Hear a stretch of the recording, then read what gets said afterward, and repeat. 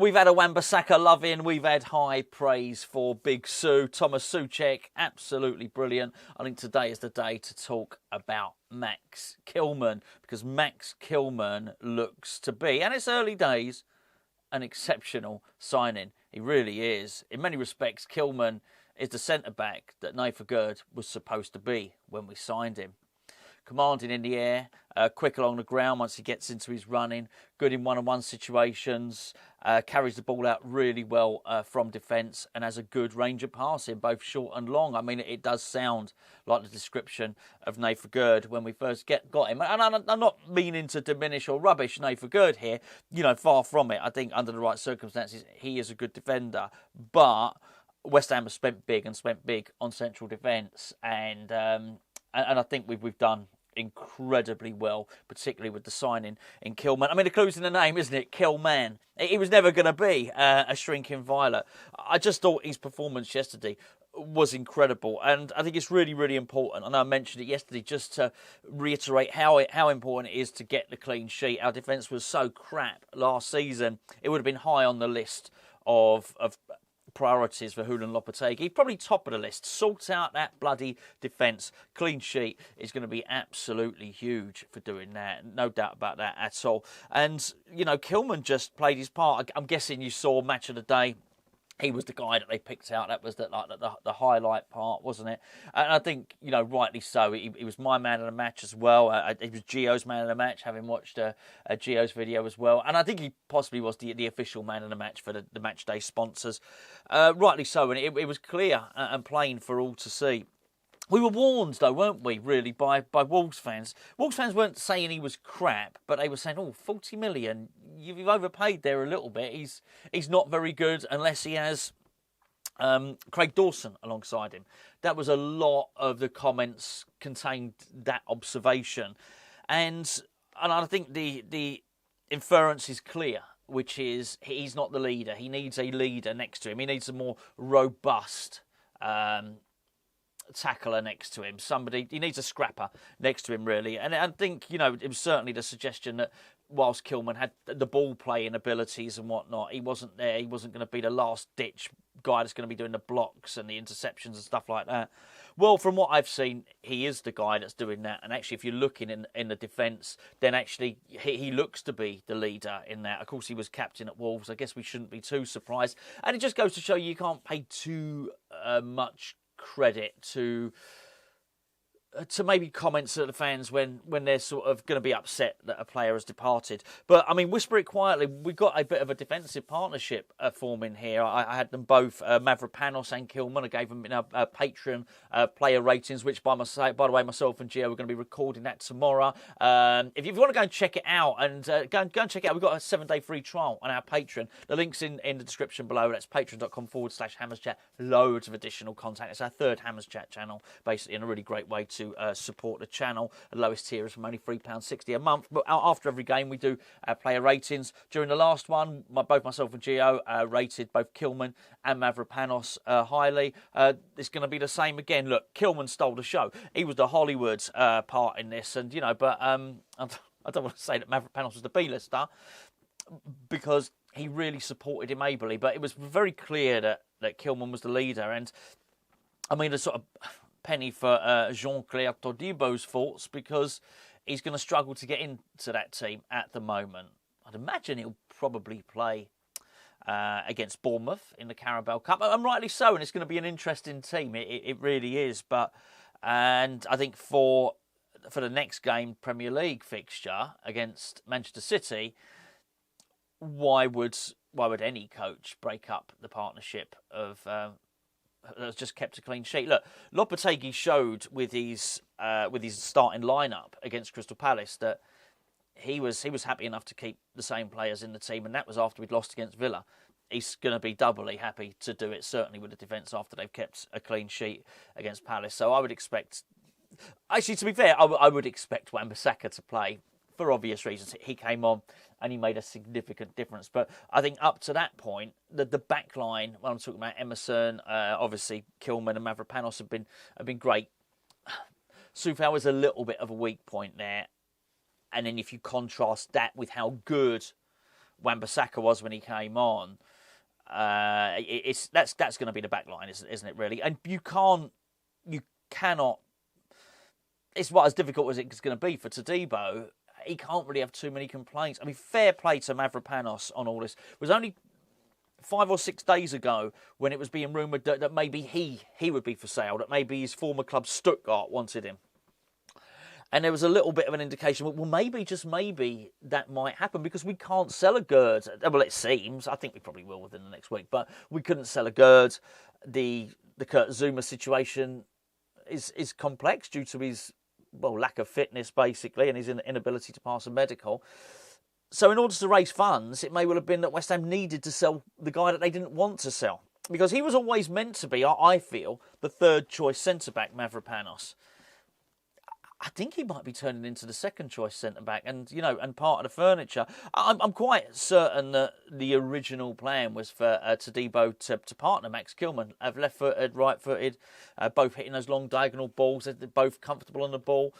But he's going to make it very, very difficult. I've got nothing bad to say about Todibo at all. This is just what happens. If you're going to start spending money in that area and you're going to start joining a club that's had a big spend, and West Ham have had a big spend at centre-back over the years, then you might find it a little bit more difficult to get into the team. But it's not just at West Ham. Had he have joined Juventus, I'm sure he would have encountered similar things there. And it's fair play to Mavropanos. He absolutely deserves to keep the shirt, absolutely. And actually, looking back at KIlman, I know I've mentioned it before, but West Ham should never have been in this position to have major surgery on central defenders. And make no mistake about it, £40 million on KIlman, £30 million on Todibo. That's major surgery. Because within the last 4 years, we'd already bought a centre-back in Kurt Zuma for £25 million and a centre-back in Nathan Gerd for £32 million and £17 million on Mavropanos. Apart from the very top teams in Europe, and I mean the top 6 or 7, we'd spent more on central defenders than anyone else. So it was ridiculous that we get to this situation with the worst defence, and we did. Last season we had our record worst defence in Premier League terms, and the worst defence that wasn't relegated, if you know what I mean. It's ridiculous that you have to do a rebuild, really, so shortly after spending so much money on that. In many respects, we shouldn't have to worry about centre-backs. That should have been, we should have had centre-backs wrapped up for years and years to come, and spent money on other areas. But anyway, there you go. But I think getting back to KIlman, to turn it back around to being positive, absolutely sensational. And do you know what? There were certain situations where he doesn't look orthodox, and that's because he isn't. And I do sometimes wonder, not to criticise coaching in any way, shape or form, but because he played that football, that small-sided game of football at a very, very high level, and he came through the non-league system, and realistically, when he was still a non-league player, he was representing England at the top level, a different game. In many respects, it's like the difference between, rugby union, rugby league and rugby sevens. It's a completely different, the same shape ball, if you like, but different number of players, different game, different rules. But when I see him sort of coming out of defence and in the positions where normally you'd perhaps expect defenders to hoof it, maybe. Not all of them. I'm not saying every defender is a hoof it merchant and that nobody's got any culture, but he seems to be, dropping a shoulder, sort of dribbling, trying to dribble past people. He's quite happy to use his technique to get himself out of trouble. And I'm quite certain, because he'd already done it anyway, he'd already done it during the game, and he did it against Aston Villa. But I'm quite certain when he picked up the ball at the start of the move that led to Jared Bowen's goal, he wasn't thinking at that point, I'm going to drive down the pitch and get an assist. No, I think his immediate reaction was a defensive one rather than an offensive one, which was, I'm going to use my skill to get out of this, to take the ball away from the danger area. I think that would have been, you're never in his head, but I think that Rose would have been the ultimate part of his ambition, to get the ball, carry it out the danger area, to give it to a teammate. It's just opportunity knocked. It opened up for him.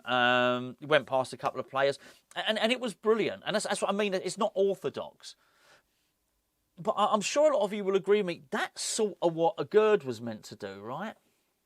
And I don't think it's all.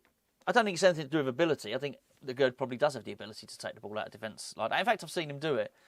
It was more to do with the fact that for some unknown reason, it didn't really work out for a Gerd. I do think the team were asked to defend too much, and it sort of highlighted a Gerd's inadequacies, because he's not as good as a blocker. A Gerd is not as good as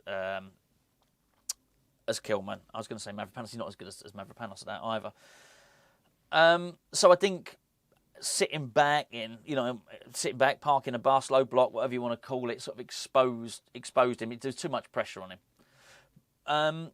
So he's maybe not able to do the clearances and the blocks in the way that some defenders do. But in terms of carrying the ball out of defence, I think he's still got that in his armoury. It just, I don't know why he wants to leave. It's not worked out for him. It's going to be really interesting to see what happens with him actually within the next week. It has to be said, because it's not coming, is it? The proposed bid is not forthcoming at all. I suspect he'll go. I really do. I suspect he'll go, and I suspect there'll be some desperate business done. And I can only really praise the window, because, all right, whilst we might be struggling to get the Carlos Soler deal over the line because we don't have the money yet, any desperate business that West Ham do is outbound. We've got our players in now. And you even got the impression from listening to Lopetegui that even that wasn't quite quickly enough. He mentioned, I can't remember, I think it was in one of the, I think it was the pre-match. I think it was pre-match for this game against Palace. Mentioned that he didn't get all the players in quickly enough, so not all of them were ready. I mean, amazing. I mean, majority of the signings. In fact, if we signed anyone since the season started, I don't think we have. So, I mean, just factor that in for a second. We signed everybody before the season started, and he said we didn't get them in quickly enough. That's some high standards. It really is. But it just goes to show how well West Ham have done. Whilst it might not be quite good enough for him, I'm still as a West Ham fan that's used to doing late business, I was still very impressed. Talking about Mavropanos, it was only 3 days ago, with the anniversary of us signing Mavropanos.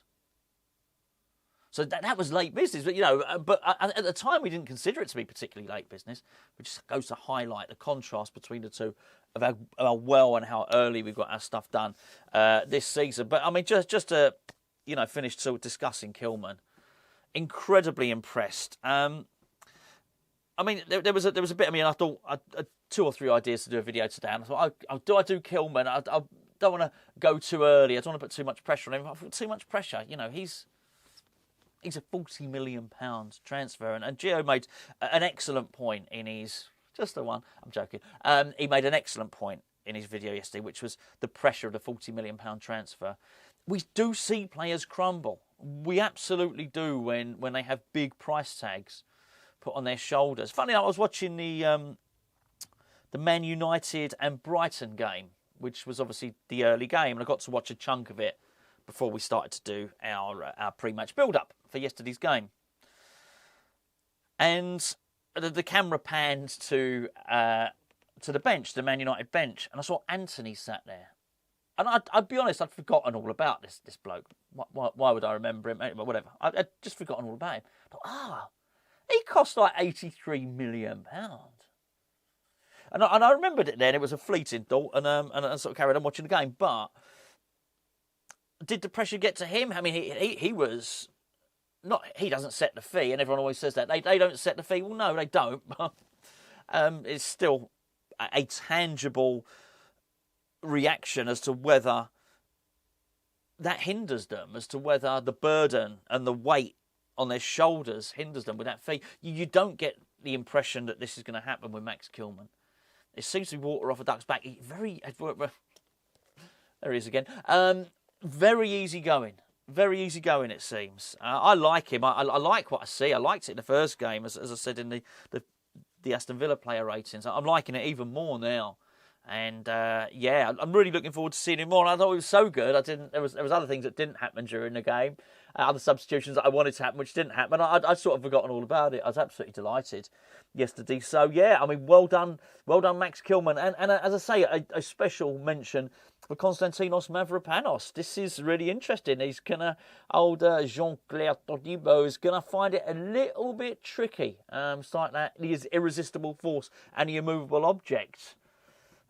Realistically, you spend that much on a defender, he should be getting into the team, shouldn't he? But You look at the Greek colossus, Konstantinos Mavropanos. What a great name. But he really is. At the moment, you look at him, you think he does look like the immovable object. As I say, a bit of a B-lister next to the Hollywood star that maybe is Max KIlman. But huge for us to have two central defenders like that, which can keep us in the game. Because Crystal Palace had their moments during the game, didn't they? Let's not pretend otherwise. But if you can keep it tight and allow your coach enough time to do his stuff, to make his substitutions, to tweak his tactics, allow enough time for, even if they're having a bad game, like Bowen was, for one of your attacking players to come alive during the game, which they're all undoubtedly capable of doing. I thought Lucas Paquetá was bad in the Palace game. I don't think he was very good at all. But I don't think he was very good against Aston Villa. It took him a moment, and he created. He did the pass for Souček, and then he dispatched the penalty. And I think you see it again with Bowen. Up until whenever it might have been 65 minutes, I thought he was pants. But these quality players, they don't need all game. They need moments. And I think if you can stay in the game for long enough, and you can give your quality players moments, then that really is the benefit of having a strong defence. And I'm absolutely thrilled to see it and to see what they've done. So yeah, I think there it is. The KIlman and Dinos Mavropanos. Yeah, here for some time to come, I think.